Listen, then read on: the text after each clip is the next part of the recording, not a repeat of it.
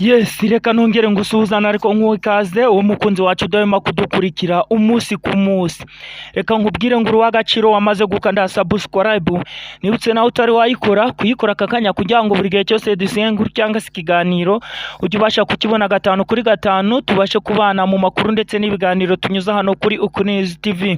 Tugarutse ro mu makuru y'umugoroba, mu makuru yihutirwa cyane kuko ni icyorezo gihangayikishije isi ndetse n'u Rwanda muri rusange.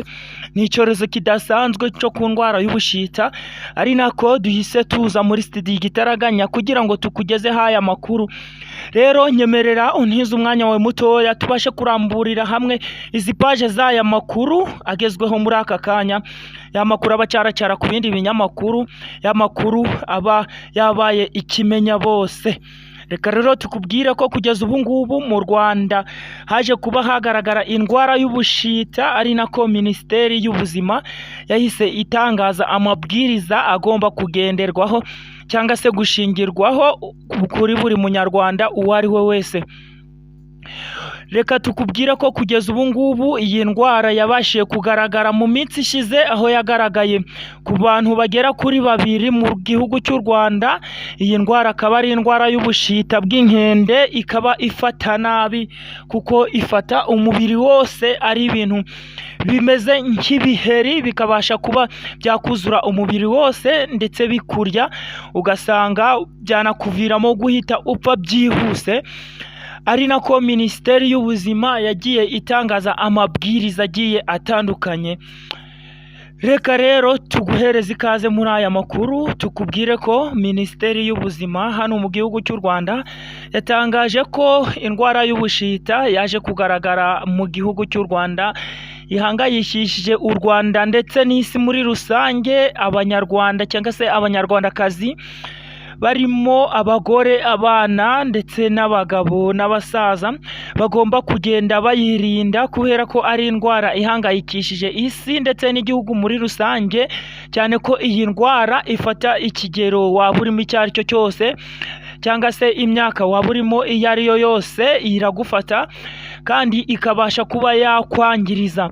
Rero hari amabwiriza Minisiteri y'Ubuzima yabashije kuba yashyiraho ko gukaraba cyane vuba na bwangu, dore ko hari insengero zimwe batangiye kugenda bafunga mu buryo bugiye butandukanye zitujuje ibisabwa cyangwa se ibyangombwa, izidafite isuku, ubwiherero bumeze neza ndetse n'insengero zubatswe ahantu hatemewe, nk'ahantu utabona uko wiherera mu buryo buziguye cyangwa se utabona amazi mu buryo bwihuse.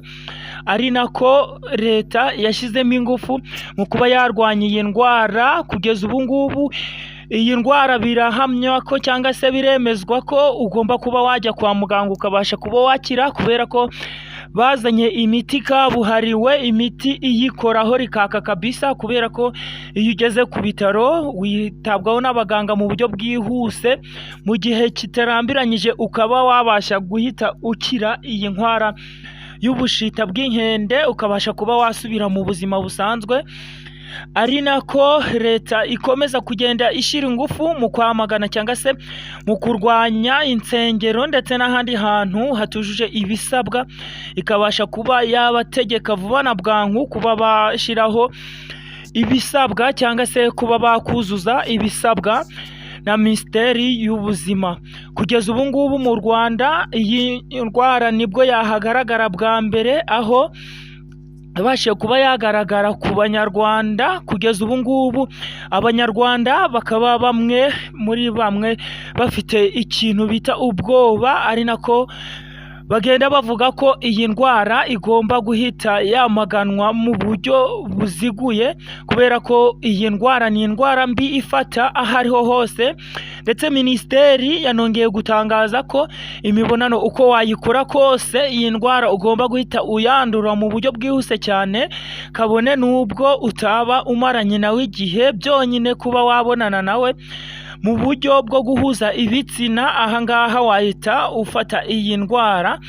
Minisiteri y'Ubuzima mu gihugu cy'u Rwanda iragerageza kuba yashyira ingufu mu kugira ngo abanyarwanda ndetse n'abanyarwandakazi batabasha kuba bakwandura iyi ndwara, ndetse anariko igerageza kuba yayikumira kubera ko iyi ndwara yagerageje kuba yafata bamwe mu bihugu by'ibituranyi, ndetse hari naho byavuzwe ko mu gihugu cy'ubuturanyi cya DRC yabashije